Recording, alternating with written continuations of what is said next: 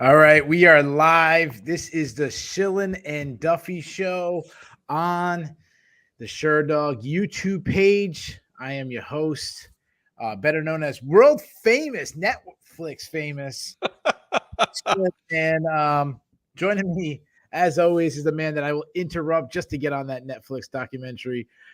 He is the senior editor of Sherdog.com. He is the great Ben Duffy. Ben, how you doing, my man?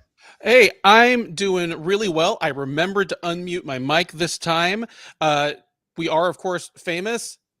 Any of you that don't know what he's referring to, of course, that Conor McGregor 4-part documentary came out a week or two ago, and we are in the 4th episode, just in a montage of people talking about him breaking his leg. But there we are. I'm the pretty face. He is the velvet voice, and we're in it.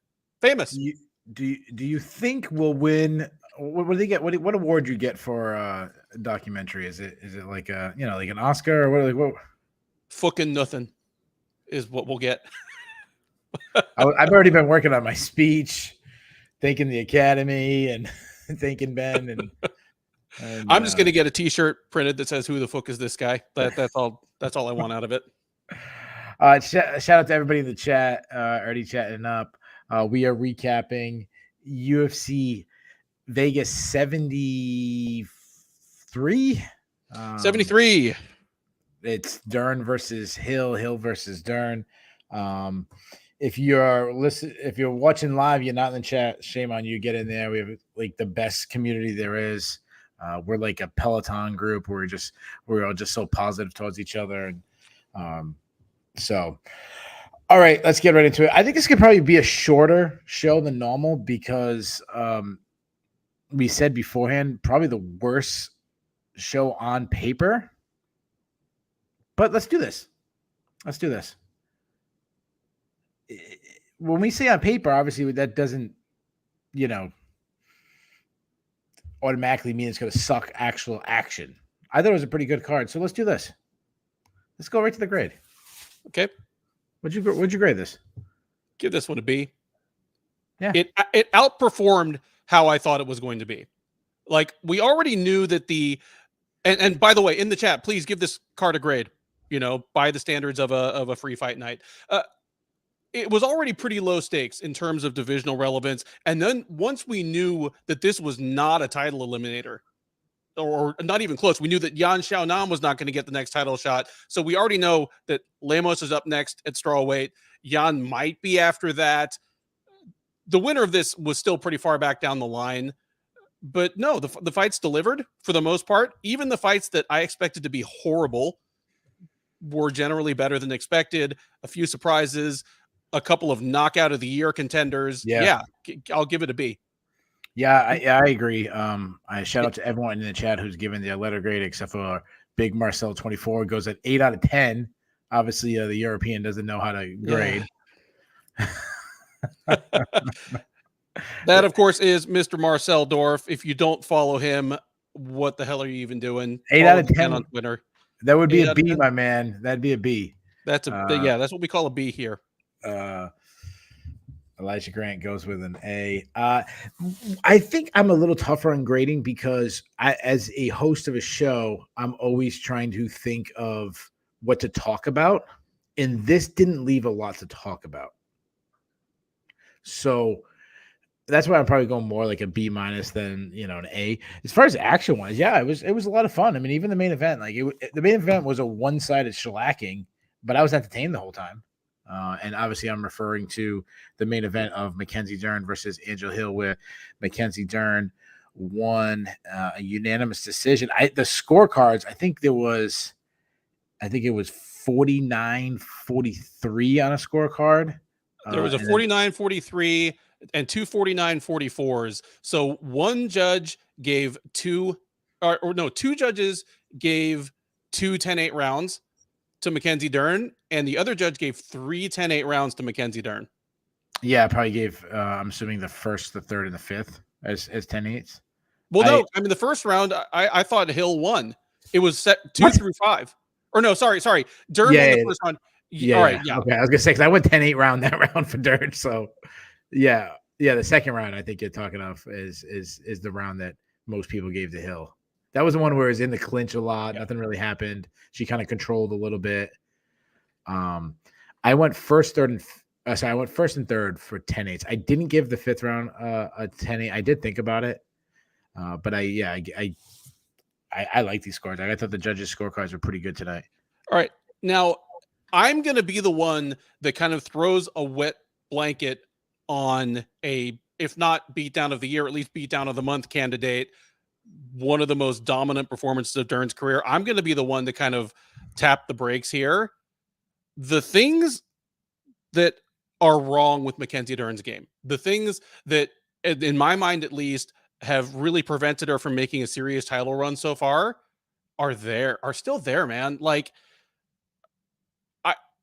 I was obviously, once it was determined that she could get Hill to the ground with relative ease, we knew which way this fight was going, because Hill just doesn't have the power to change the fight on a dime in the 45 seconds she has on the feet before Dern gets her down. So we knew which way the fight was going, but Dern's striking is still ugly. She landed cleanly on Hill quite a few times, but my thought was, is this because Hill is so concerned about the takedown? Because it is just still the same, weighed in with these not very straight, just haymakers, and she just happened to be landing them.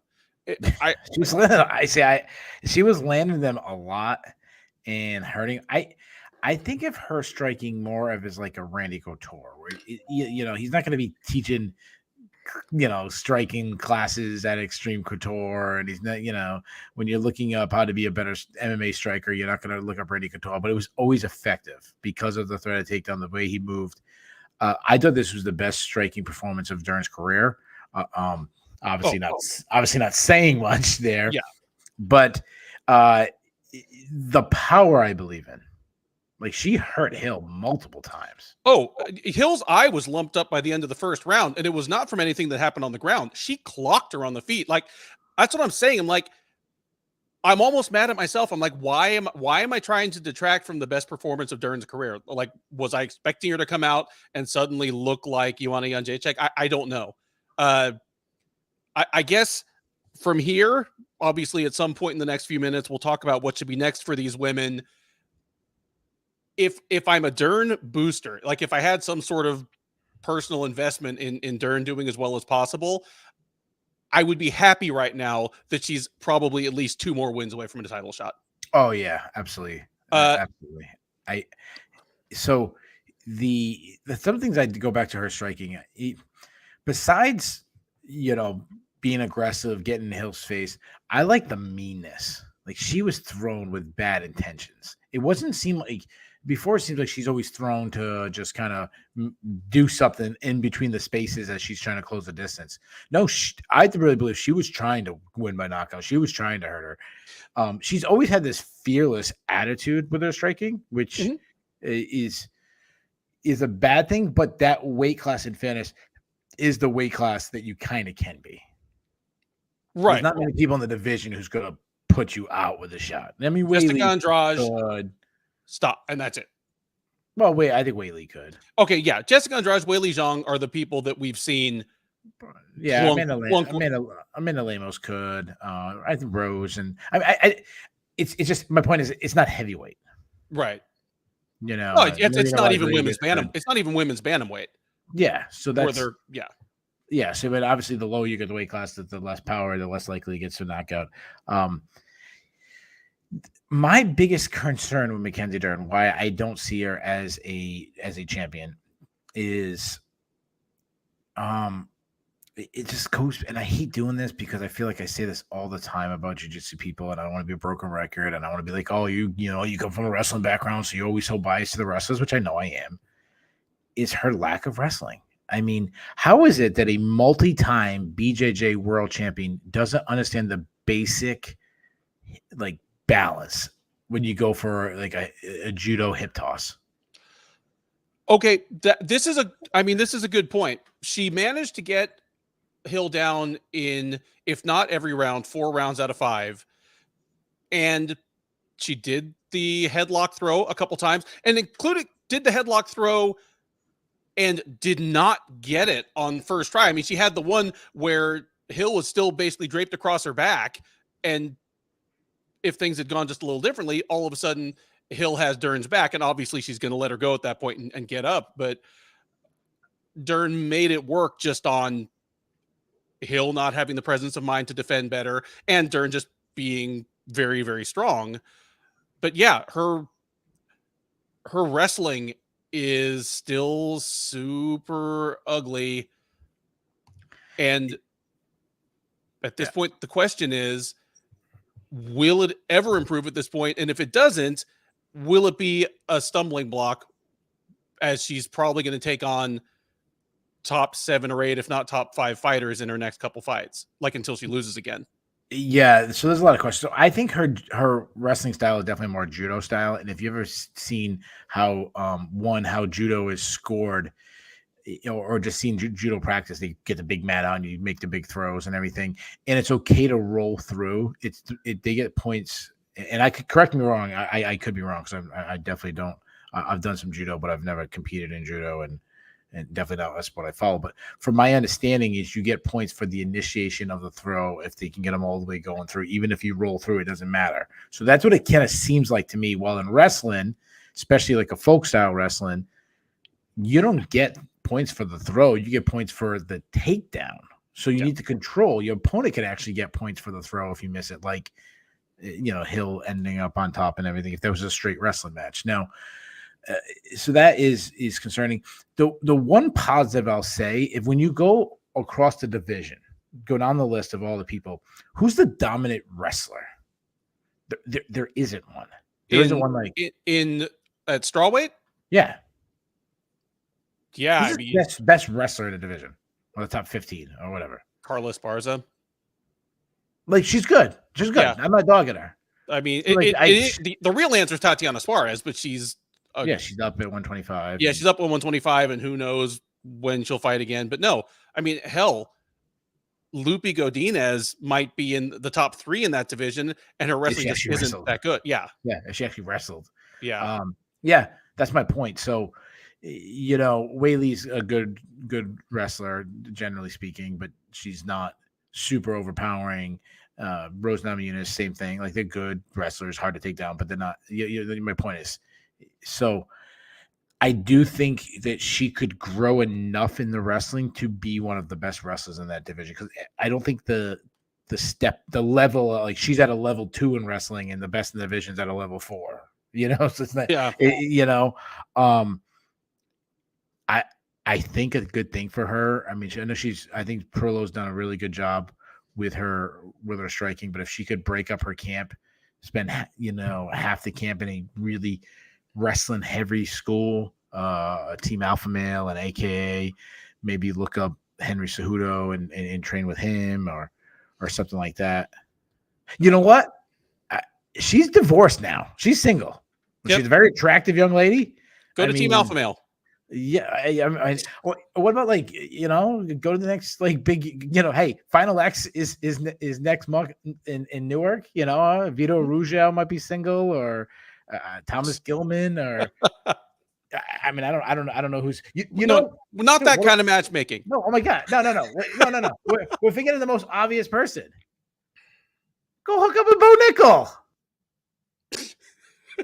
I don't know if Bo Nickel married a girlfriend, whatever, but I mean, come on, go train with Bo Nickel. Go learn some wrestling from Bo, and then you can help him with his jiu-jitsu a little bit, and match made in heaven. And they'd have good-looking kids. I was like, why do I want this 31-year-old chick with a kid and a weird accent? She's let's be honest.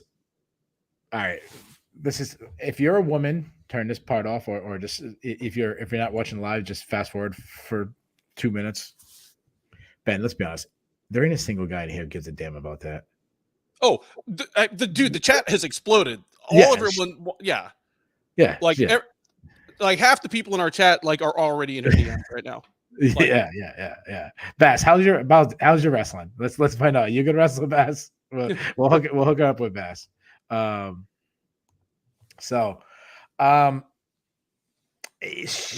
really is 2 routes in my opinion, when it comes to matchmaking with her.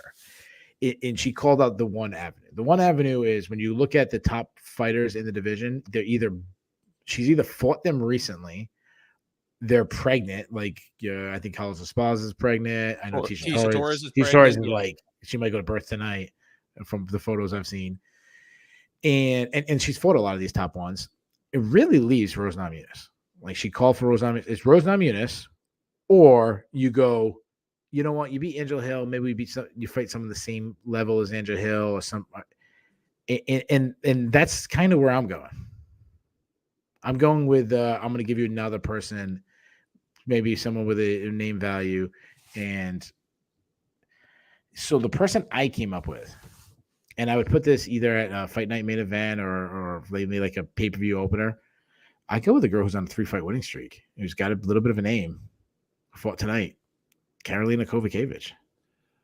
Oh, what? That that hurts. Okay, I mean, think it's a tough matchup though. It's almost more a case of Kovacevic has earned that. Yeah. You know, like when we're talking about a matchup, often we're talking about a lot about what one fighter has earned. They've earned a chance at a name. They've earned a chance at a ranked opponent. That might be more along the lines of Karolina Kovacevic has earned this. I had for Dern either Luana Pinheiro, but that burns a viable contender one way or the other, or Tabitha Ricci and Jillian Robertson are fighting in a few weeks, like the winner of that. She's a tough matchup for Jillian Robertson. I think Ricci's going to beat Robertson anyway. We'll see when it happens, but I haven't done the tape study on that yet, but I'm probably leaning the same way. But it's Jillian Robertson. Jillian Robertson, yeah. I don't go with Jillian Robertson often. Yeah. Angela Hill, to me, that's what I do with Angela Hill is I book her like I've booked Angela Hill for the last 10 years. Like, oh, you need an opponent? Oh, okay. 2 weeks notice. Hey, Angela Hill, what are you doing? She said she wants to be the female Cowboy Cerrone. Cerrone's coolness, if you thought Cerrone was cool, if you admired him as a fighter, it was never about the straight wins and losses, because even at his very best, he would win 2, lose 1, get a highlight reel for him, provide a highlight reel for someone else.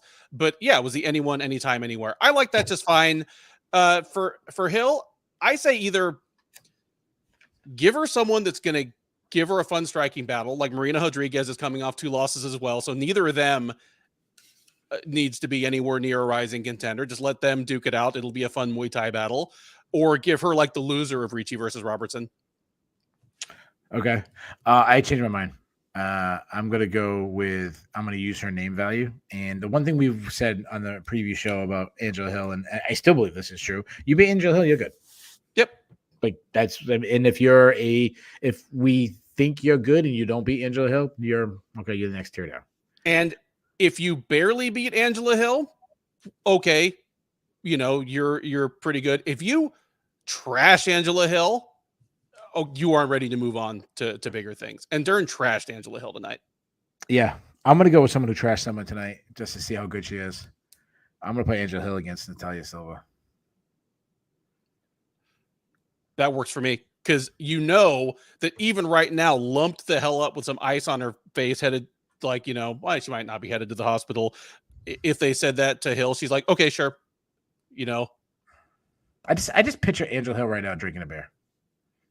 I can see that. Like, I think drinking one beer and another, like not with an ice pack, like with another beer on her head. Like just trying to get the swelling down. That's our second one. All right. This is what I said. Usually we go like almost like 45 minutes on a main event, and then we kind of breeze through. Is there anything else other to say, other than if we want to really go down and talk about the looks of these women again? Because the only other thing I would want to talk about is the preponderance of 10-8 rounds. Like just a real quick thought.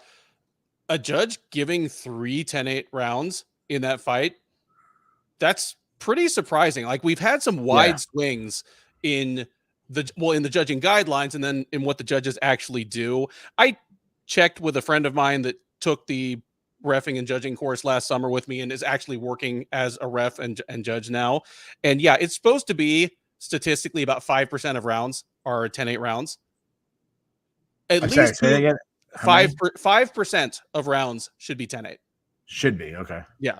I thought they wanted to increase it even more. Like if it's a dominant round, you make it 10-8. Right. But the thought then is dominant compared to what? Should it be Compared to like a quarter, like 25, like the 25% most dominant rounds? Well, it's 5. I'm still not mad at 2 10-8 rounds there, but 3 seems like a bit much to me. That was my only thought. I didn't hate it though. I'll be honest. Like I didn't give the last round 10-8, but I was close. So you gave 1 and 3? I gave 1 and 3 10-8 rounds. The 3 was there's no doubt 3 was a 10-8 round. 3 was super obvious. 1, I don't mind that either because I thought about 10-7 that round. So before that, if you were Angela Hill's husband in the corner, would you have thrown the towel in the 5th round? I'm her husband. Yeah, absolutely. I'm her coach now. Got it. That's all I wanted. Like I couldn't watch my wife get beat up like that. But I wouldn't like. I've never been married to a fighter, so the way I view my wife getting beat up is different than somebody who's married to a fighter. Oh yeah, it's kind of also like I've never been married to a Hollywood actress, so seeing my wife do a makeout scene with, I don't know, Leonardo DiCaprio, a little different than Julia Roberts, the husband, seeing her do it. I don't know, fill in the blank of whatever Hollywood star there is out there. Show my age. My first woman I thought of was Julia Roberts. So, yeah. So, yeah, I don't know. I would have a very hard time. Yeah. All right. Cool. Just wanted to throw that out there. Especially when you think about her style of fighting. I mean, she's a point fighter. She's a decision machine. She doesn't knock people out. She definitely wasn't going to submit her. That was my thought. Her avenue of victory was so limited. 2 minutes left on the ground. Dern is either inside control or moving back and forth, punching Hill in the head. I'm like, we know exactly what's going to happen. It's probably not going to be a TKO. It's just going to be like 20 more ground strikes to the face. Like, what's the point at that point? Yeah. Has Julia Roberts and Leonardo DiCaprio ever had a movie together? Probably not. I don't think so. And I mean, Roberts is like 15 years older. So they probably didn't make out if they were in a movie together. Well, I know Leo DiCaprio kissed Sharon Stone in The Quick and the Dead, and she was like 20 years older than him at that time. Well, I mean, there's no expiration date on Sharon Stone's hotness. Yeah, she still looks good. Yeah. Before that, Edmund Shabazian took on Anthony Hernandez. Anthony Hernandez winning by 3rd round TKO from ground and pound. There is an expiration date on Edmund Shabazian's cardio, and it is 4 minutes. I thought it was funny. Like, I had the sound off, but I had the closed captions on, and they were talking about how Edmund Shabazian was showing heart in the 3rd round. His heart is not the problem. He has no lungs. Yeah. The problem is no lungs. He was showing lungs too, but it was like when someone got shot and their lungs are hanging out their body, they're still showing. It's still there. The lungs are inside the body, just not working. I'll say this: we're not the show that goes pumps your chest and goes, "Hey, I went 11-1 tonight," and unless we go perfect, I don't brag about it. This is one of the fights I feel like we nailed this one perfect, both of us. Well, this was the easiest fight on the card for me to call anyway. Yeah, me too. Because I always say this: you didn't pick a fight right because you picked a winner. I want to know how it happened, how it went down, and not even, hey, I picked 1st round knockout. That's what happened. Like, no, I mean, break down how is this? This is gonna happen. That's gonna happen. And we said Shabazz is probably gonna pick apart from Drange for a while until Hernandez does what Hernandez does, and Hernandez is extremely tough, and he gets scrambles, happens, and he gets near submissions, and I do think that Shabazian had some issues with cardio, but also I think it's like, okay, I could be a fat guy and I start running, and I'm starting at a slow pace. I'm going like 11-minute mile, 12. Maybe I get a little better. I'm up to a 10-minute mile. Okay, cool, and I'm like, I'm feeling good. But then all of a sudden I go to like the gym and I get this like crazy cardio guy, and he's like, all right, you're gonna run on the treadmill, we're gonna put on the highest incline, and you're gonna do a 6-minute mile, go. Because that's what Anthony Hernandez does to you. Yep. Like, oh, your cardio got better. Okay, that's cool. You're still like a level 2. I'm on a level 10. I'm into it. I've been saying this for a while. Anthony Hernandez is really good. Yes. Like, he's not going to win a UFC title or anything like that, but he's just really good, man. I'm telling you, he's a guy that both me and you have been on. We're like, this is a pro Anthony Hernandez show. That's my guy. Yeah. He's really good, and he's really good in ways that made him about as bad a style matchup as you could get for Edmund Shabazian outside of the top 10. Like, he's the worst guy. A guy that's hard to knock out and get out of there in the first few minutes, and builds as the fight goes along. And as our homie and our honorary third man, Dev, mentioned, fighting him is like being stuck in a pool drain. Like, I don't even know exactly what that means. I don't know either. That must be a West Coast thing. Yeah, it's brutal. Like, Skynet says Fluffy is the new Clay Guida. I mean, that's not a bad comparison, but yeah, I don't know. That's not a bad comparison. Yeah, I view him as like a Darren Elkins, not taking as much damage as Darren Elkins, right? But the building. Yeah, he's or like a Neil Magny or something like that, where he's I can see his career being Neil Magny, where he's like a top 15 guy, never gets any higher than that because he's still a lack of athleticism, still some defensive issues, but he is going to be in your face. He's going to give himself every opportunity to win. Yeah, I mean, Shabazian has a lot of skills. I mean, that's clear, but you know, the way Hernandez fought, he's very intelligent. Turned into a heavy wrestling match, which is going to drain Shabazian. Obviously, helps him get close distance where he's not getting jabbed up, and then just tires him out. I want to do. I don't know if we've ever did this with Anthony Hernandez, but I think he deserves us to matchmake him. And I think it's time for a top 15 opponent. Do you agree? I completely agree. At this point, give me the name. He's 8-2 in the UFC. I mean, the kid's good. Who, like, someone in the top 15 who's not in the immediate title picture? Like, Jack Hermanson has a fight coming up, doesn't he? Yeah. Like, that would make a lot of sense if he didn't. But Hermanson or whoever he's fighting next, like, if they beat him, works for me. Everyone seems to be calling out Derek Brunson now that he's like starting to talk about retirement. All of a sudden, his name's in everybody's mouth. I wouldn't hate that. Like, the rest of it, there's the kind of fleet of people that are rising ahead of him, like the Moonies, the Gregory Rodriguez, types. Yeah, I want someone who's been in the top 10 or 15 for a while and is maybe falling back down the ladder a little bit. Paulo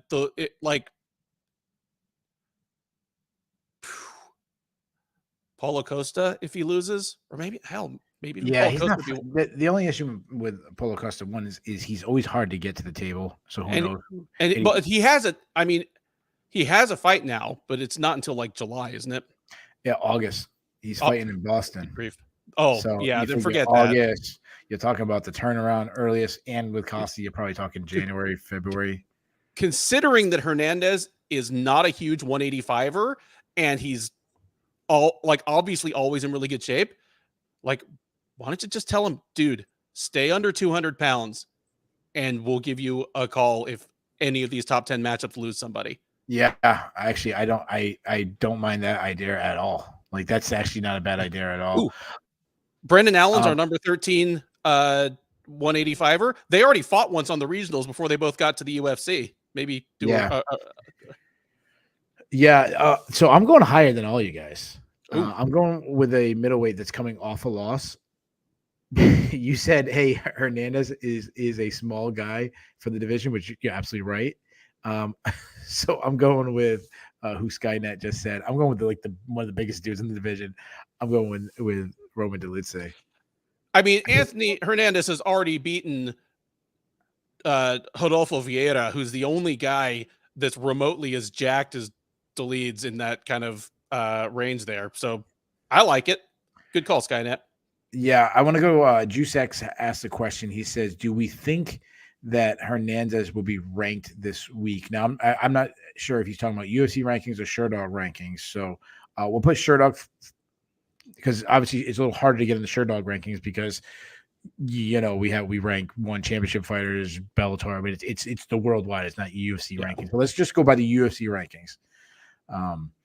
First, the number 15 guy is Andre Muniz. Does he jump Andre Muniz? He does not jump Muniz. Like Muniz is on a tear. Well, he just lost to Brandon Allen. That's right. Maybe. Yeah. So, yeah. The other, going by the Sherdog rankings, which obviously is going to make it a little harder. The 15th guy is Chris Curtis. Curtis is coming off a loss to Kelvin Gastelum. And Gastelum's leaving the division, so obviously that's the easiest thing. You just knock off Gastelum eventually. But I mean, by the time we knock him off, it's like I think it's like a year turnaround with them fighting out of the division and everything. But I'll say this: I don't think he jumps Chris Curtis, but there's an argument there, and it's not out of the realm of the possibility. Like if someone argues it, I'm not mad at them. And Chris Curtis and Nasruddin Imavov are fighting in like 3 weeks. Whoever loses that one is going to fall a little bit. Especially Imavov, he loses again. Oh, I mean, I guess Curtis, because Curtis would be on a 2-fight losing streak. Yeah. I mean, the Gastelum is a little controversial, but if Curtis falls out of the top 15, I mean, I'd have to take a look, but Hernandez would be one of the people that I'd be considering to jump into that bottom bubble spot. Yeah. All right, let's go to Lupi Godinez took on Emily Ducote. It was in a catchweight fight because Godinez took the fight on short notice, requested, I think it was 120 pounds. It was 120. I thought this was a really good stylistic matchup for Godinez. I thought she looked good. So we talk about Anthony Hernandez being one of our guys. I know I kind of speak for us. We both like Lupi Godinez. We've been on Lupi Godinez. I will say this: I thought she looked good. Her pocket boxing, her variety, like she's a good striker. To me, she'll never be a top 10-ish fighter if she continues to abandon her wrestling. Because to me, when she uses both of them and the threat on the feet and the takedowns, she's super good. But she just has abandoned her wrestling. Yeah, if you told me in advance that Godinez would get one clean takedown the whole fight. She only went for two. Like if you told me that Godinez would be 1 for 2 on takedowns the whole night, I would have felt pretty comfortable saying, hey, maybe Ducote pulled the upset. But yeah, the problem for Ducote was she got outstruck. And I was commenting in the Sherdog editorial Slack as we were watching the fights and doing our work. She's done the full circle of life now because she went from being just another fighter in Bellator to her run in Invicta made it look like she might be something special, having dropped to 115. And to me, she's completed the circle of life. She's back to being just another woman. She had one showing. I forget who was it. Was it, I guess, Jessica Penny, I think, where she kicked her legs out and everything. She looked really good. I think it was more of a statement on Penny than it was on Ducote. And I'm not as low as it seems like the chat is, and you are on Ducote, but like I think she's a tough out for anybody, but that's all she is. Yeah. At this point, she got outstruck by Angela Hill, just obliged Angela Hill with an Angela Hill fight and lost to her. And that was just 6 months ago. And here she got what should have been a pretty good look from Godinez, like not having to really deal with the wrestling, and got pretty soundly outstruck again. Like if she can't outstrike Lupi Godinez without takedowns, then who is she going to beat at 115? Yeah, no, I know. No, you're right. Yeah, absolutely. Yeah. Well, I think Godinez is a good striker. So she's a good striker, but if she has a standout skill at 115, it's her wrestling. Yeah, and as you mentioned, when she uses her wrestling, at least uses it early to kind of give her opponent something to think about so that she can use level change feints later and get them to bite on it. I think that's when she's at her most dangerous, but she didn't need that tonight against Ducote. No, she didn't. But I feel like if she wrestled, it would have been a pretty easy victory. Cody would have been on her back for most of the fight, and I think she would have struggled to get back up. Emily Ducote feels to me like if yeah, so it's summer's coming up and everything, and usually at the end of the summer, fantasy football comes, and I know you play fantasy football. I like to play fantasy football. To me, Ducote is like you wait on a quarterback, and everyone takes a quarterback. Some people start taking the second quarterback, and you're like, oh shit, I need to grab a quarterback, and you end up with like Dak Prescott or Kirk Cousins, and you're like, I'm not happy at quarterback, but like it'll do. Like I'm okay. Like that's how I feel that Emily Ducote is. Like she's okay. Like she's not bad. Agreed. Like she's tests. You can have a game, can have some good showings, but that little run she had where she kicked Danielle Taylor's face off and put such a beating on Alicia Zappatella. In hindsight, that seems to be more a commentary on where Invicta's strawweight division might be than on Ducote having turned any kind of corner. Yeah, and Finn is like Zappatella is the size of like a 9-year-old girl. Like she's so small. Pretty yoked 9-year-old though. But yeah. Like, and as a 9-year-old, you like a farmer's daughter. Like tossing hay around and stuff. But you're 9 years old. You shouldn't be smoking weed, Alicia. Yeah. Nobody should be smoking weed. There you go. Yeah. Well, in her case, it apparently stunted her growth. What like that. That's speaking of stunted growth. No longer a undersized middleweight. Joaquin Buckley is a normal size welterweight as he took on Andre Fiallo in a fight that we thought was going to be an absolute banger, and I think it exactly was that. And Buckley ended up winning by spectacular knockout, high kick followed up with standing over him and punching one time. It looked like the way Fiallo. I'm apologize. I know I'm saying his name wrong. Fiallo was on his back, and then like Buckley stood over him. And then hit him one more time while the referee was like breaking it up, and he got like that one hammer fist back in. It looks like those like bully videos that you see where a guy's like beating up the wimpy kid and he's standing over him, and like the teacher's like pulling the kid off, and he gets that like one extra shot in, and then says like, "Told you don't be talking shit."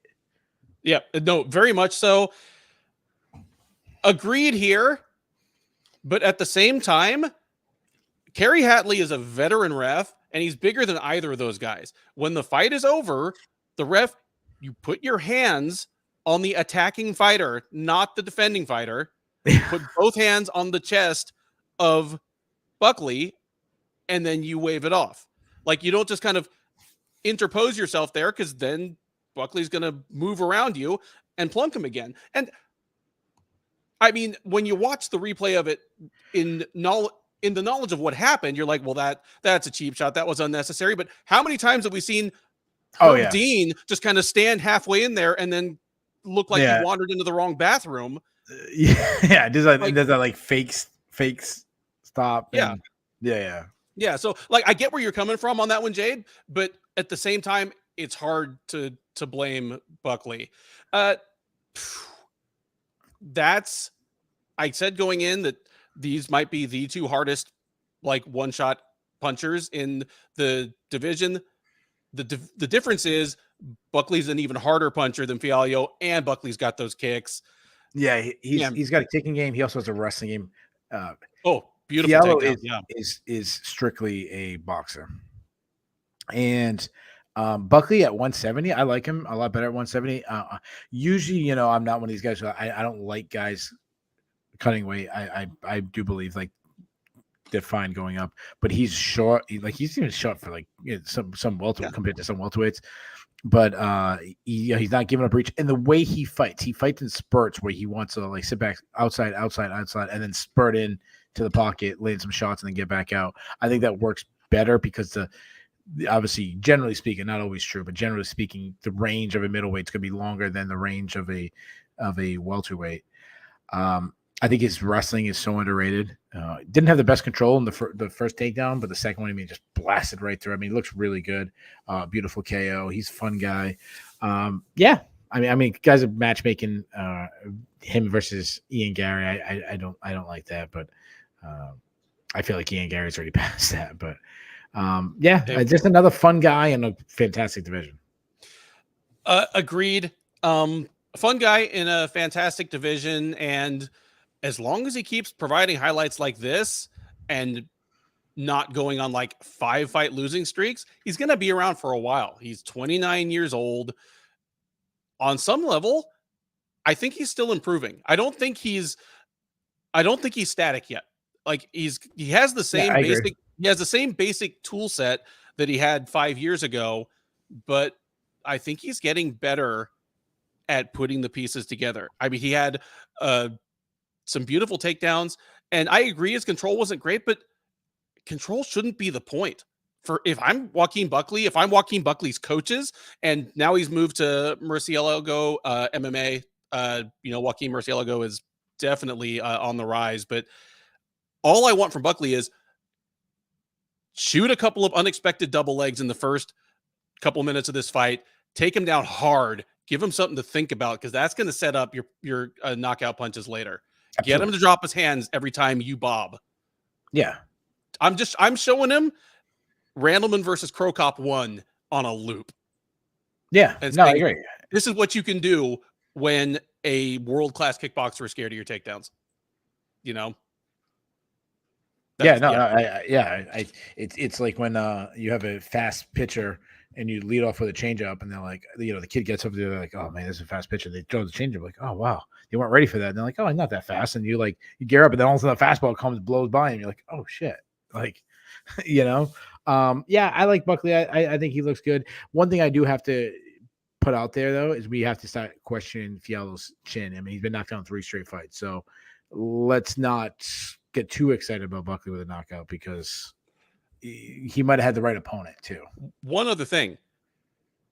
This is a great case in point for taking a few minutes to recover after a clash of heads, because, there was an inadvertent headbutt there.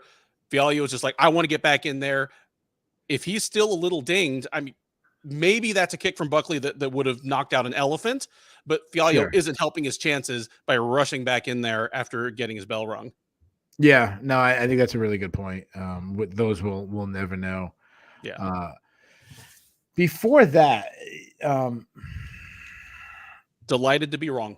Yeah, delighted to be wrong. We gave you some shit for believing in Michael Johnson. I also picked him too.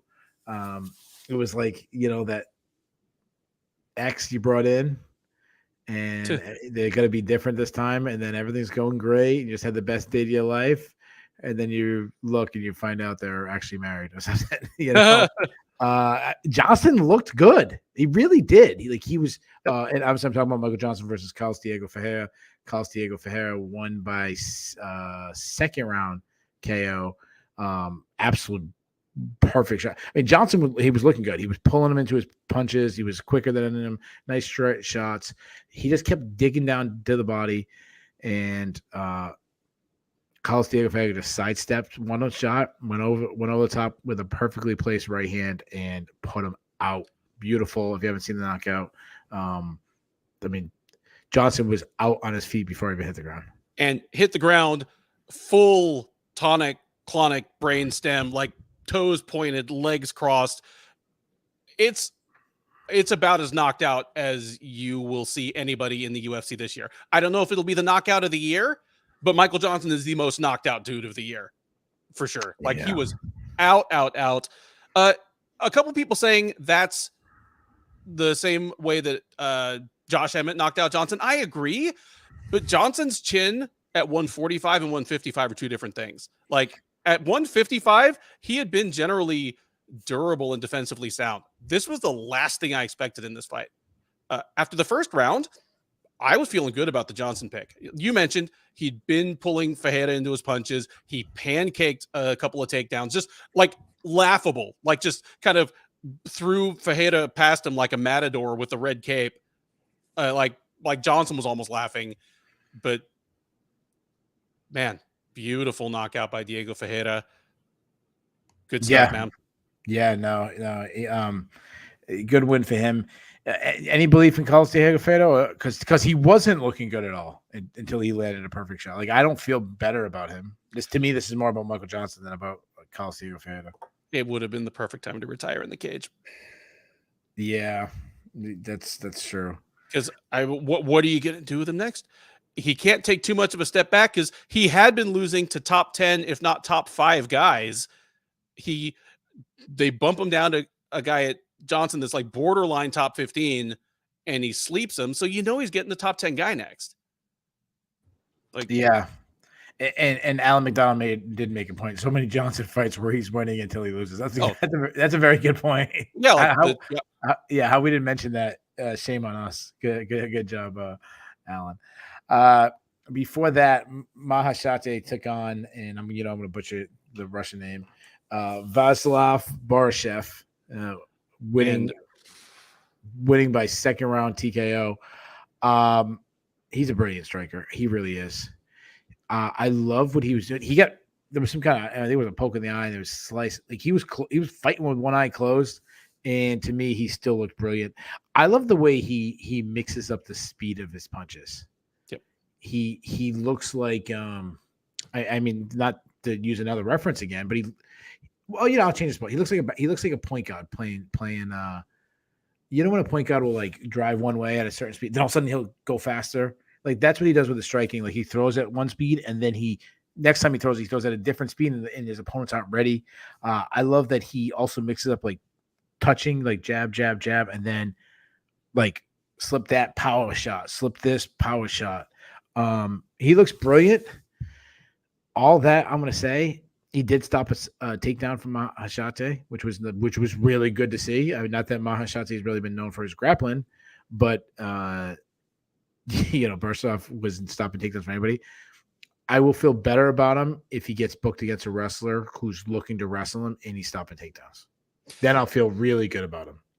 I completely agree. This is one where you picked it right and I picked it wrong. Like we don't normally like brag about our record on the night of picks, but I do always look at the ones that you and I pick differently. And I always hope to beat you on the ones we actually disagreed on, but we disagreed on 3 fights this card. You got 2 of them right. You got Buckley versus Fialho and Borshaw versus Mahashate. And you know what? My pick of Mahashate was based on the idea that he would realize his best chance of winning was to try to take Borshaw down, but he really didn't. And Borshaw, you're right, man. He is a sniper when he's taking on someone that wants to try and strike with him. It's Rafael Fiziev like. Mahashate, to his credit, he did realize that he needed to wrestle him after he got dropped in the first round at the very end of the round. Then he comes out wrestling. He looked like Ben Askren to be shooting for takedowns. I don't think it's in his arsenal, and there's no setup or anything. Which goes back to what I was saying about Barshev. It wasn't like he stopped. It was in on his hips. He's getting taken down. He's whizzing last minute. It was like a really ugly shot with no setup. I want this guy to be good. Like brilliant strikers is always fun to watch. I still think there's a huge avenue of victory to beat this guy. I do like that he said he's been working on his wrestling. He even said like, "Oh yeah, it's the toughest sport in the world. Like I'm wrestling all the time." I like that. Like he's putting the grind in. He's putting the grind in. Team Alpha Male, honestly, is a good camp for that. Absolutely. It's got a bunch of very good wrestlers who are within shouting distance of his weight. Well, he has you know what Team Alpha Male has? A bunch of really good wrestlers who just decide to stop wrestling, like Josh Emmett, like Chad Mendez, like Joseph Benavidez, I mean, I don't know who's there anymore, but you get my point. Yeah. Like, but we've talked about this, but it is hard to continue to wrestle at a high level for a very extended time. This next fight, I will give you a warning. I was actually at a fundraiser today, and I was the worst person in history. They're like saving up money for saving the children and everything, and I'm looking at my phone taking notes. And this is one of the fights where something I was interested in, I had to pay attention to. So this fight I didn't watch as close as I should have, but what I saw it wasn't that pretty. Karolina Kovacevic beat up Vanessa Demopoulos, winning by unanimous decision. Talk to me about this fight, and then I'll give you my points. Demopoulos obliged Kowalkiewicz with exactly the fight she wanted. Like that's pretty much all I can say. It was. I feel bad because Kowalkiewicz is now on a 3-fight win streak, and I feel as though I have detracted from her accomplishments each time, and that's not fair. Demopoulos did oblige her with exactly the kind of fight she needed. I mean, for Kowalkiewicz, who fights longer than her tail of the tape would seem to indicate, running straight at her, just kind of winging punches is not the way to do Yeah. it. But Kowalkiewicz is this is what I'll say. She's doing things now that she never did even during her so-called prime. When she came into the UFC, won her first couple fights and got to a title shot, she won this fight with power. In round 1 and most of round 2, the punch stats were virtually identical, but Demopoulos was looking chewed up because Kowalkiewicz sat down on her punches and punished Demopoulos.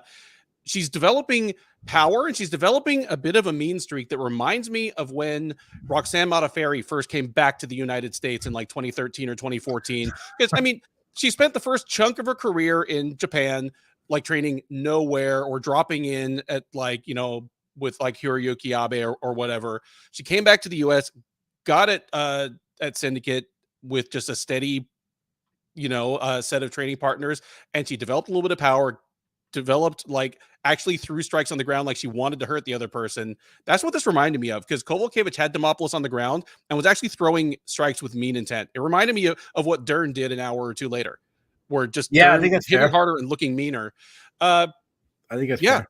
like Kowalkiewicz won this fight with power. And for a woman that I called the clob on the preview, she wasn't the clob. I mean, she wasn't the RCP 90 either, but like she was solid.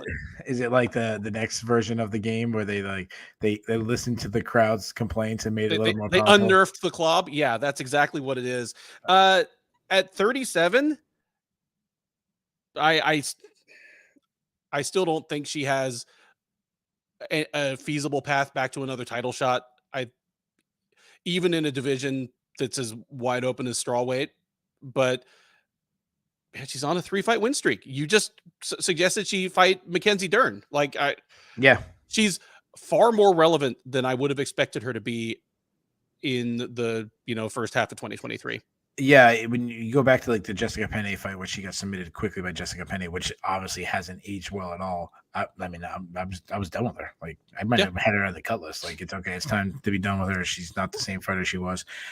You apparently don't believe in this run. It seems like I don't either, and I'll tell you this: I didn't believe in the 30-year-old Karolina Kowalkiewicz who went on to fight for the title. Like I wasn't that. Yeah, I like her. Like she seems like a nice person. And and I actually did get to interview her once, and she's it's cool, but like skill wise, I never saw her this wonderful talent. But this fight, I don't know if I definitely think it says a lot about Demopoulos, but I don't know what to take from Carolina. Like, do I feel better about her? I will say this: she did the right moves. Like I saw Demopoulos really loading up on her right hand, trying to tag the right hand, and one of two things happened. Either Carolina was completely out by the time she threw it, out of range, or Carolina was doing what you saying and was throwing straight punches to Demopoulos' loopy punches and just beating her to the point of contact and winning those exchanges. And she's. I think maybe based on her age, it's kind of like, well, if you want to have anything with her, you kind of have to do it now, which is another reason why I'm kind of a little bit of Mackenzie Dern. There's really no one for you to fight other than Rose Namajunas and Carolina. Like, hey, the time's now. Like, we gotta strike while it's hot. Agreed. I think her moving to American Top Team is brilliant.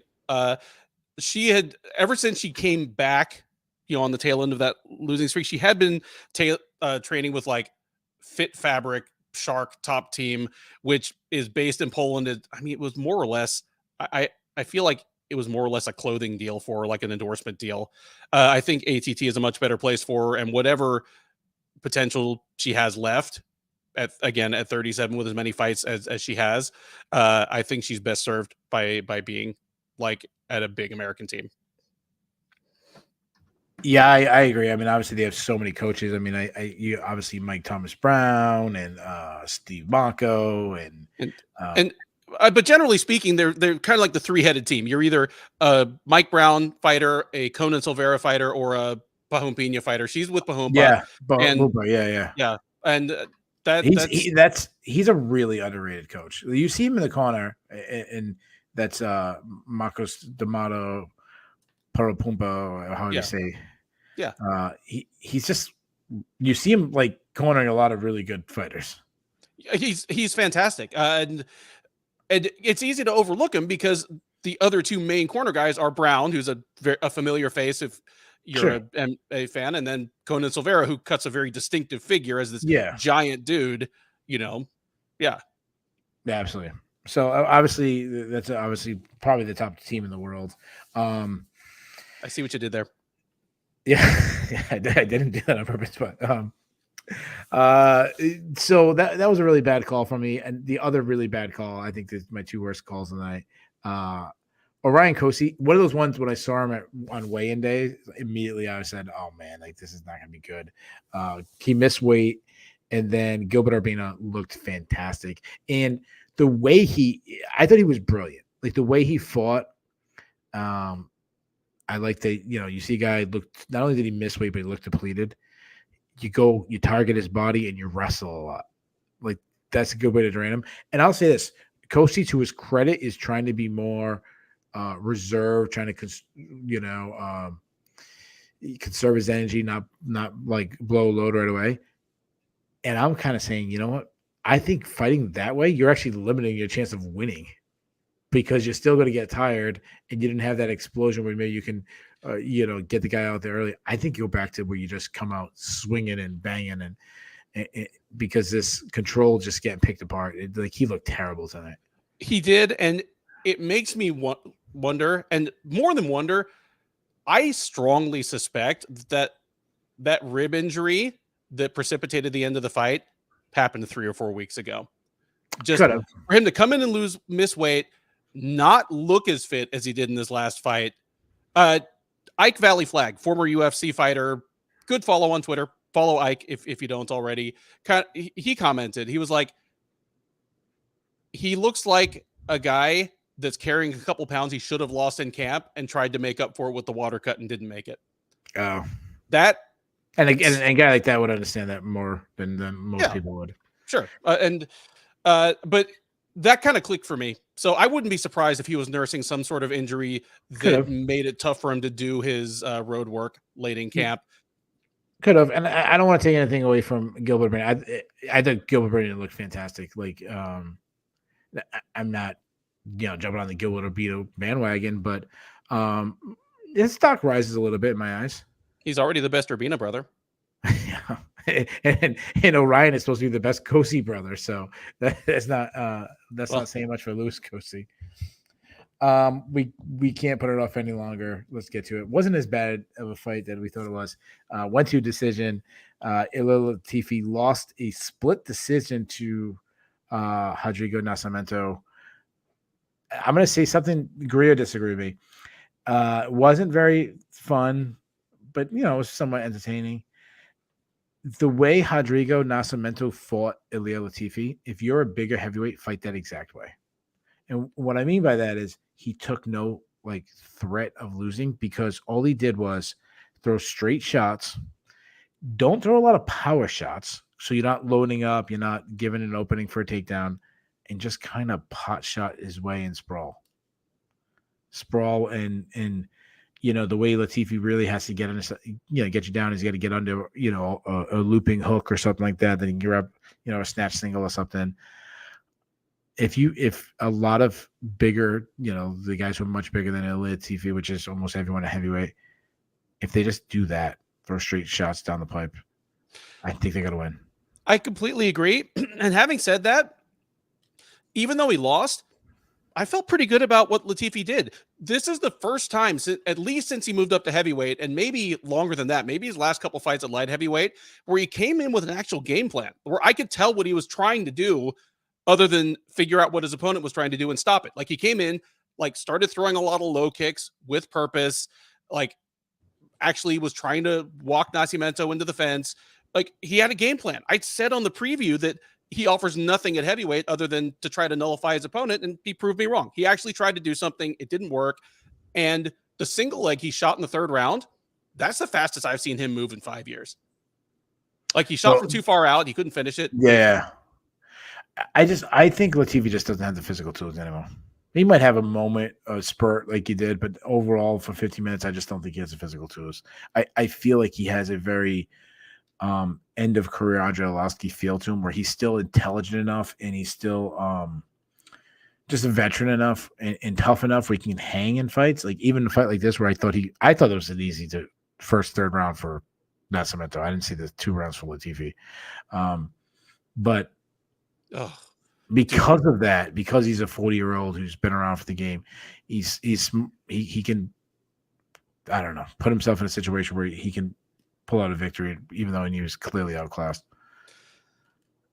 That's about it, man. It's a win for Nascimento. It should not have been a split decision. Jacob Montalvo rendered the scorecard for Latifi. He's been a plague on MMA for the last week or two. Like, he had a call so dreadful at the Bellator card last week that it got turned into a no contest like 5 minutes later. And then here he just like offered up this card.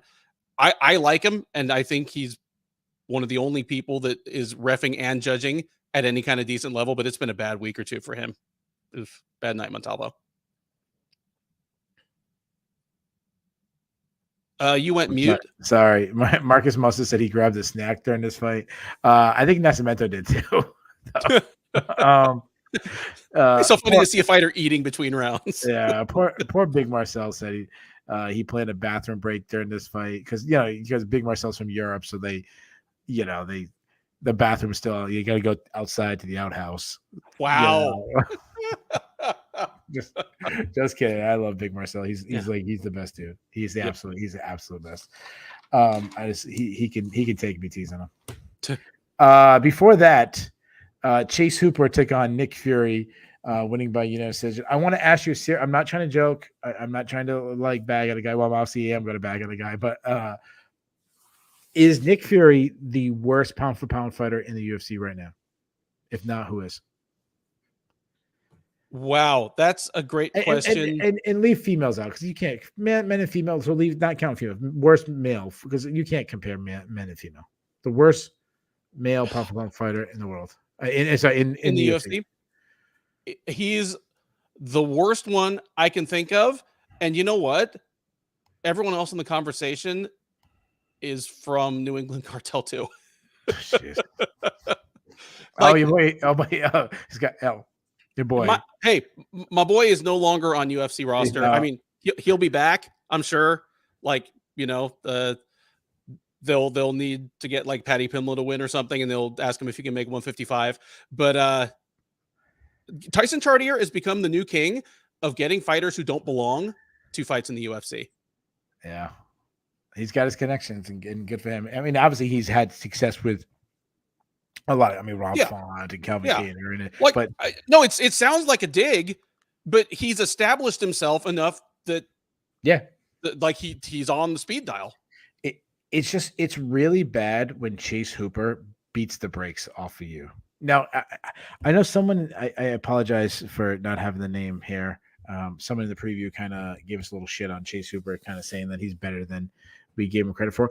And I do think there's a little truth to that. I do think we might have been a little hard on Chase Hooper. That said, Fury's cardio was terrible. His striking was bad. His grappling, he had some decent control times, but when he was taken down, he struggled there. I don't feel better about Hooper from this win. I'm not feeling good. He's got cardio. That was never a question. Chase Hooper has cardio and he can take a beating. He's tough. He's a tough ass dude. He can take a beating. He can. His striking is still ugly. I do think 155 is probably a better place for him, especially for his frame. He's a big young guy. He's growing into his body. He's a weak defensive wrestler, though. Even a gassed out Fury who's not known for his wrestling was taking him down.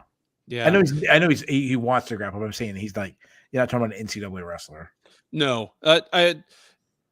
First round was fun for a grappling nerd to watch. I agree. Like, I enjoyed the grappling, but I think it's grappling that really wouldn't have happened if either of these guys was better at grappling, if that makes any sense. It felt like a fight I would watch at a regional show, or early 2000s Pancrase, where it was like just very much submission over position. They'd roll around like, like two weasels fighting. Yeah. Yeah. It feels like reality fighting or CES or something like that. I don't know. Good for Chase. He is young. I'll give him that. He obviously has a long frame. I think you're right. We probably, the listener said we were a little harsh on him. I think there's probably some truth to that.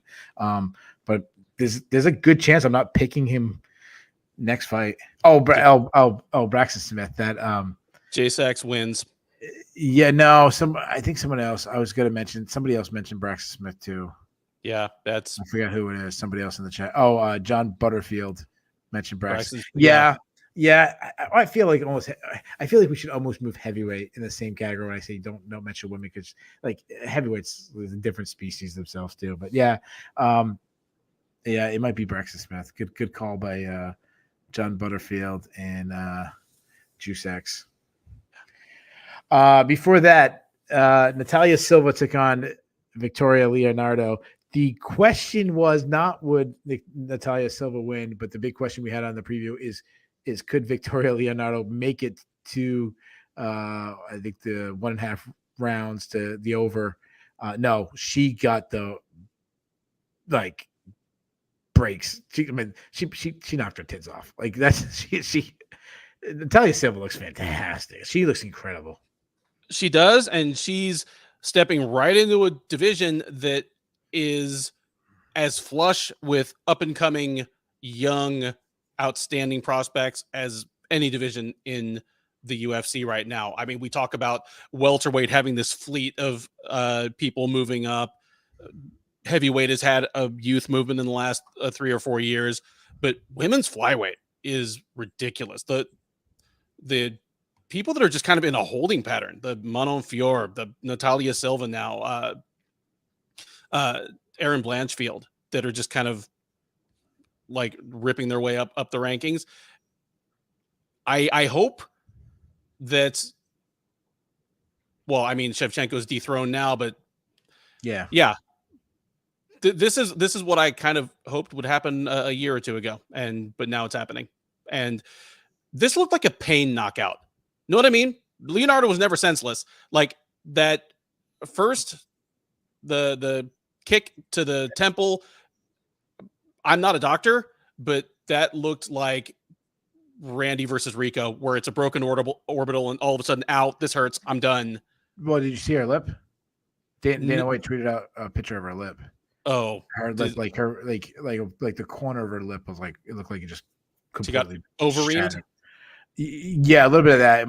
Not down, but more like just split open like this. And why so serious? Like like she had to have some stitches in there, and things that stood out to me. I'll give you some things about Silva. One, she's obviously a great athlete. She's very fast. She's got some mean in her. She's furious. She's a great counter striker, and she mixes punches and kicks together, combos very well, very fluid. She looks like a future top 10 fighter for sure. But I hate that. I always say this. I hate to say future champion because that's so hard. Sure. But even like future top 10 is very hard. Like she seems like a top of the card, headlining UFC's, fight night main events kind of thing. She looks spectacular. And in 3 fights, she's already faced a pretty interesting cross section of tests. I mean, Jasmine Yazdavicius is big and wants to wrestle. Teresa Bleda is young, athletic, hits hard. Victoria Leonardo is normally very hard to put away. She's big. She's not just vicious, but she's big. She's a grinder. She presses the action. She's like kind of what we were talking about Ducote. Like she's, a middle of the road fighter, but she's tough. Mhm. Like she's in the middle of the road, but maybe there might be a pothole right there, like, or some like spilled oil. Like you remember the old like psych bite days. Like she's one of those bumps. You got to pull up when you're hitting that bump. Like she's not easy, but she made it look fantastic. Natalia Silva. I feel like when you think about prelims fighters, there's always like that one fighter on the prelims that you're like, okay, circle that person. Silva was the person, and she just showed it again. Absolutely. And the first fight of the night, Takashi Sato took on Thumba Grimbo. Grimbo winning by unanimous decision. Grimbo is long and lengthy, which instantly gives you potential. I like that he wrestles. He has some pretty slick back takes, and the pressure was there. Now, again, it was Takashi Sato. It was the first fight of the night. It was prelims. Like, let's not get. I'm not ready to say, hey, give him a top 15 guy, but the way he fought was intelligent. He had Sato fighting off his back foot the whole time. He made the entire fight be what he wanted to happen. Even when he was losing grappling exchanges, he initiated it. He was making Sato fight his fight, and I like that.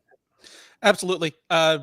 If I'm gonna pick at anything in a obvious 30-27 win, he had a lot of control time on the ground without as much offense as I would have wanted. Could have done more damage, could have threatened with submissions more, but he basically washed Takashi Sato. So it's hard to be too hard on him. And I agree. He's got all kinds of potential. Yeah. I thought he looked good. Do we have the awards? We do have the awards. We have a fight of the night and 2 performances of the night. Wow. If you're watching this, you may know what the awards are already. So rather than guess, throw into the chat what you would give if you have to give a fight of the night and 2 performances of the night. And somebody deserving is going to get frozen out just by the sheer math of it. Yeah. Okay. The main event probably got fight of the night, but I actually think Godinez and Dakota should be the fight of the night because it was a lot more competitive than Dern and Hill was. So I would go there, but I'm almost certain they probably went Dern and Hill.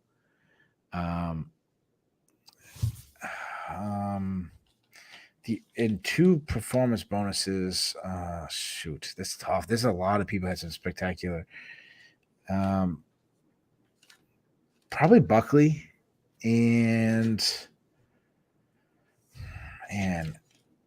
I'm stuck between a couple people. Barshkov, and I'm gonna go with the knockout, even though he was losing the entire fight. Carlos Diego Ferreira's 1-punch knockout. So I'll go Buckley, Fajeda, and I'd go Godinez and Dakota, but I know it's the main event. But let's see. You want to read some people's picks? Yeah. Here we go. Dern and Hill for fight of the night says Jade Bunk, give Hill that extra $50K for medical bills. Boss, speaking for maybe a lot of us, he would give no fight of the night performances to 4 of your finishers there: Buckley, Fajeda, Borshov, and Urbina. Urbina's another one. Yeah.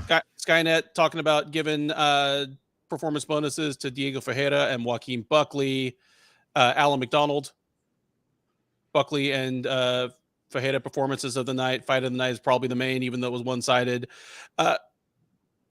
The fight of the night was in fact awarded to Dern versus Hill. I completely agree. Like, how is a 49-43 fight your fight of the night? It was a mauling. Like there was not much suspense. There was. Ben, I remember when Habib Nurmagomedov took on Ally Quinton. He put up like a 50-44 scorecard, and people were like dogging his performance, and it's like, what?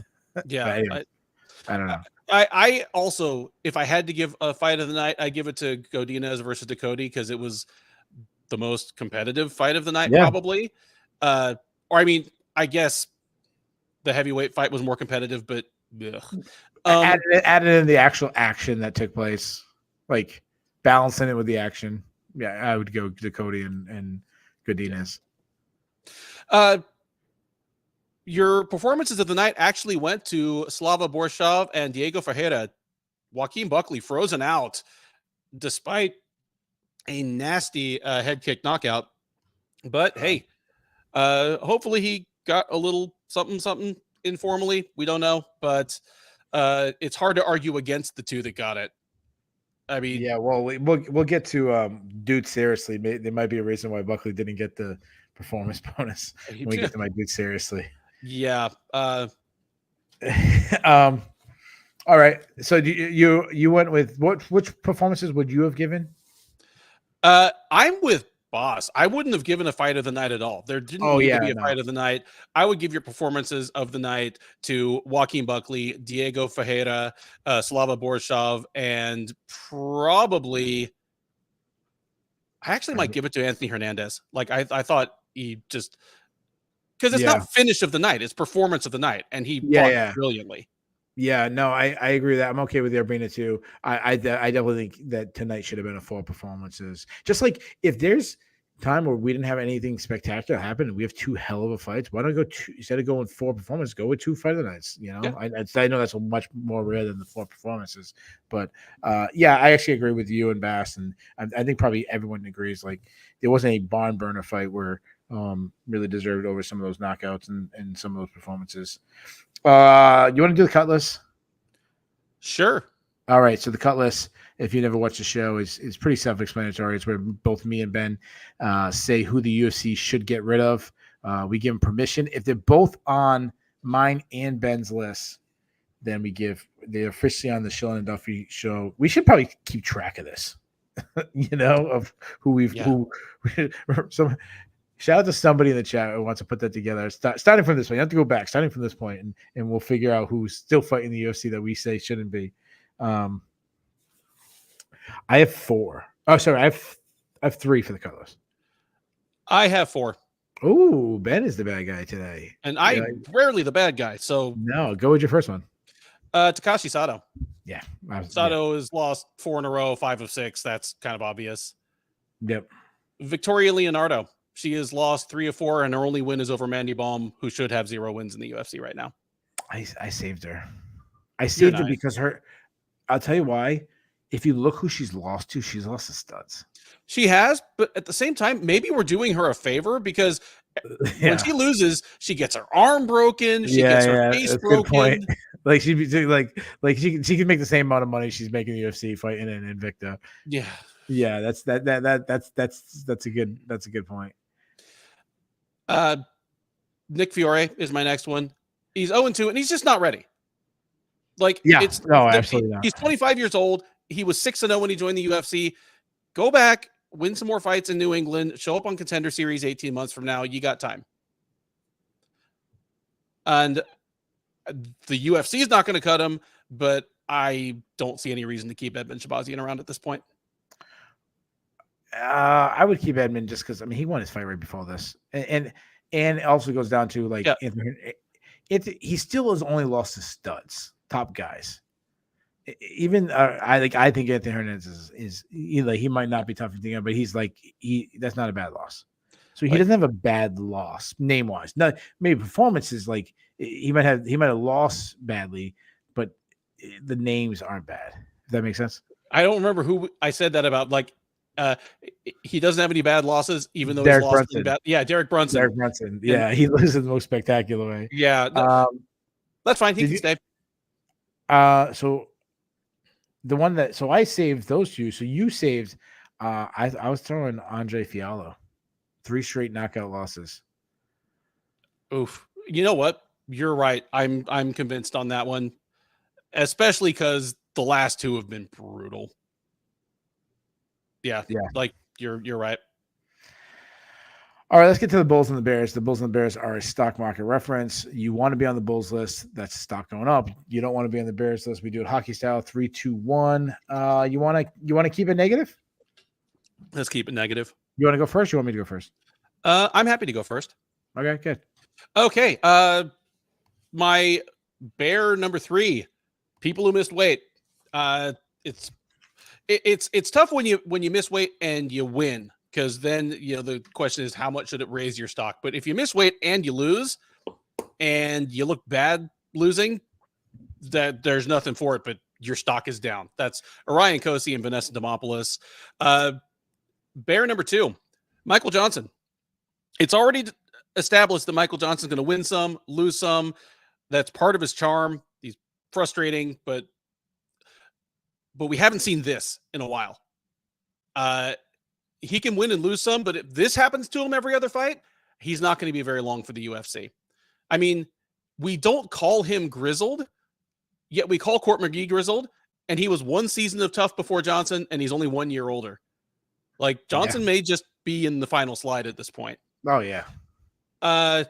And number one, Bear, I'll say Emily Ducote. Again, she's done the full circle of life at this point. She's gone from just another chick to maybe something special, back to just another chick.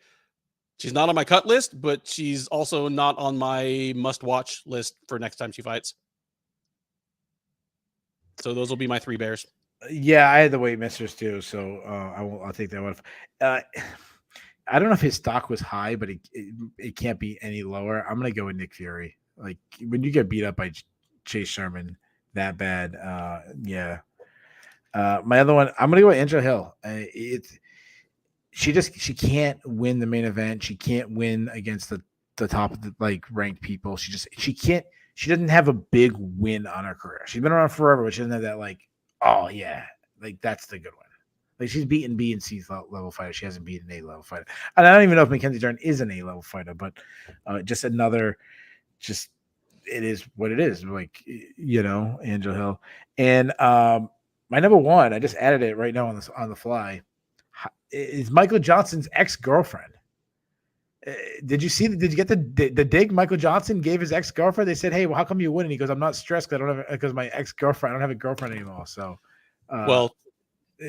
better night for her as Johnson lost, but generally speaking, to be on ESPN, better night for her because if she's anything like some of his previous girlfriends, he was using her as a punching bag. Oh, yeah, that's a good point. That's all right. All right, you win that one. I take that back. All right, let's get to the Bulls. The Bulls obviously is the ones who had a good night. I'll go first this time. I'm gonna go. Yeah, she was a massive, massive favorite, but just the way everyone's super excited. I don't know anybody who's not super excited about Natalia Silva. I mean, her. Yeah, she beat Victoria Lanano, but she did it how she should have. She looked spectacular. People are going crazy for her.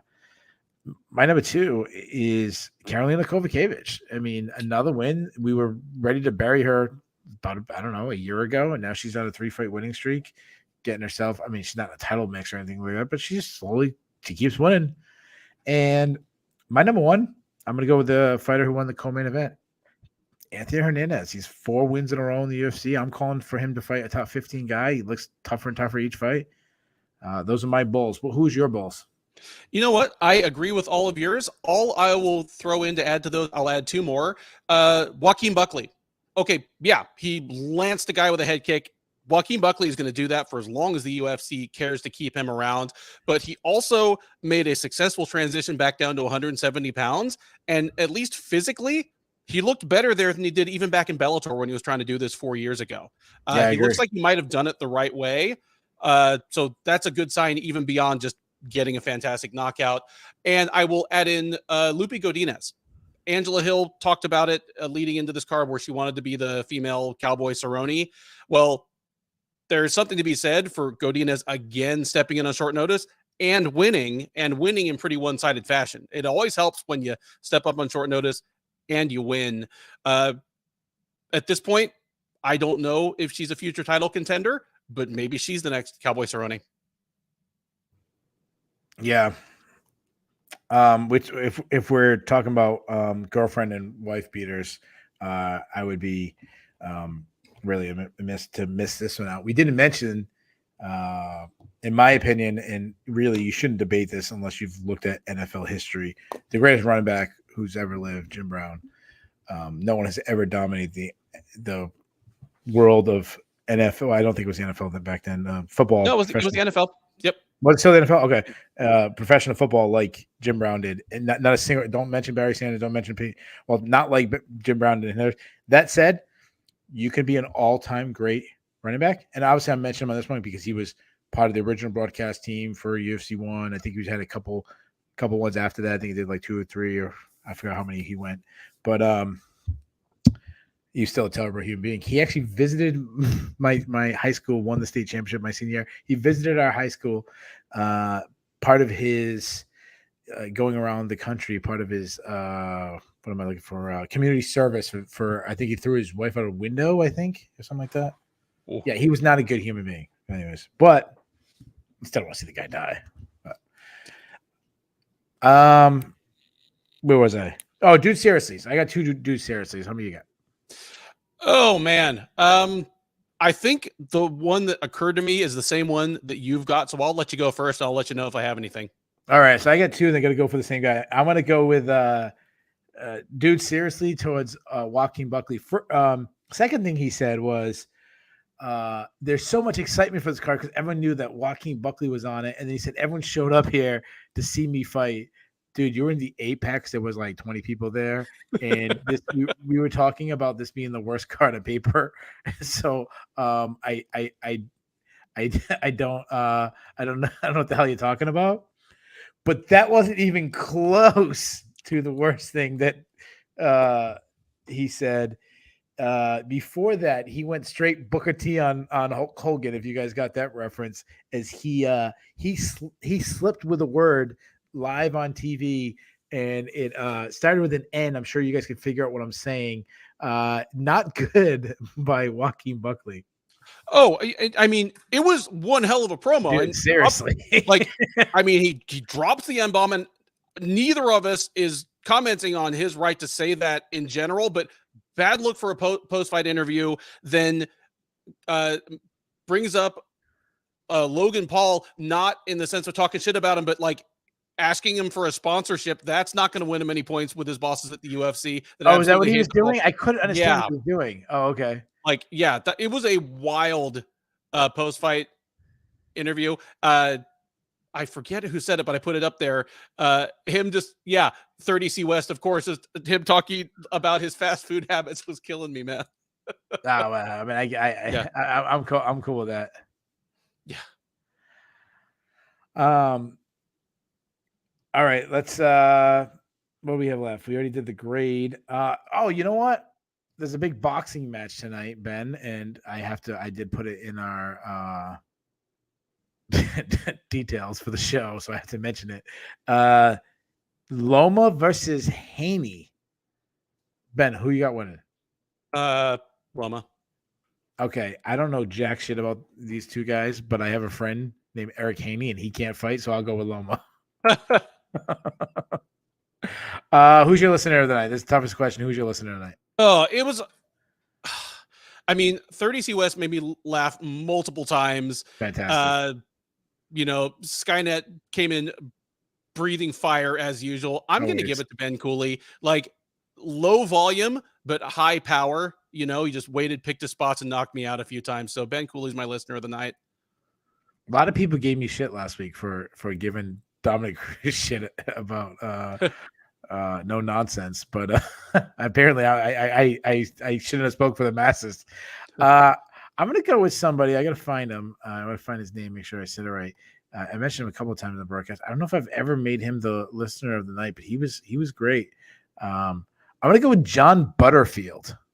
Oh, John Butterfield's my homie, man. He's that's your homie? Yeah, he's my homie now because I picked him and you didn't pick him. He's East Coast now, my man. He's not South. Yeah. He's East Coast. He's British, but he manages quite a few fighters who live and fight in the Middle East and like North Africa. Yeah, he's great. Knowledgeable guy. Really cool dude. John Butterfield rules. So there you go. John Butterfield, you're my listener of the night. So there you guys have it. Thank you guys so much for all the chat. Was jumping. We have a week off, Ben. I'm not going to lie. I kind of need it. Well, wait, we're not doing a preview for the road to UFC through Asia 4 cards. Like, am I soloing? I'm kidding. I am not. You can do that with RC. Who would do that with you? RC Kim would be good. What's the other guy there? RC Kim, for a Korean guy, loves to bag on like how bad it is.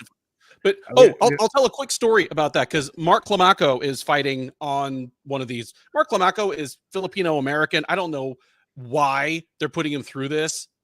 like they could have just stuck him on the Contender Series. He's a good fighter. He's like 8-1 right now. But when I started with Sherdog back in 2018, one of the first people I interviewed was John Fitch, and it was ahead of Bellator 199. So it's the card where he fought Paul Daly.